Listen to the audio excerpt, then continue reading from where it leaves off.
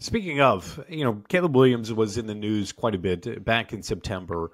And really, I think it was more of things that his dad had said. And I'm sure that as we get into draft season, there will be a lot of discussion about Caleb Williams and his dad. And, it was about, could he go back to college because he didn't like the team that he was going to go to at number one. But this is not the worst team in the NFL picking a player who is at number one if the Panthers land there and the Bears end up getting it.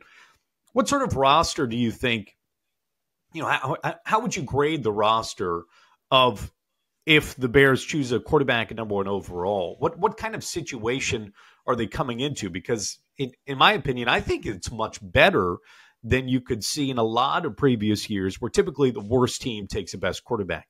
I don't think that's at all the case here. And I think Caleb Williams, if he is going to the Bears, I think it's a very good, not very good, I think it's a good situation. I think that what's disappointing about this season is that in many ways the roster is better than the record. And I think it's been a while since you've been able to say that. We sat through the rebuild last year. We sat through the rebuild in most of the John Fox era. And when we sat there and saw, the Bears win 4 or 5 games, you go, man, it's about right.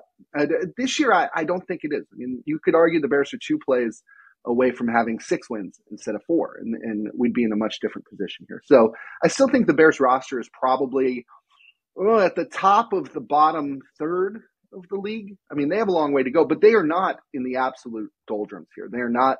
I mean, look at New England. New England, if they were to draft a quarterback, would still need to surround him with 4 offensive skill players, maybe everybody but Ramondre Stevenson.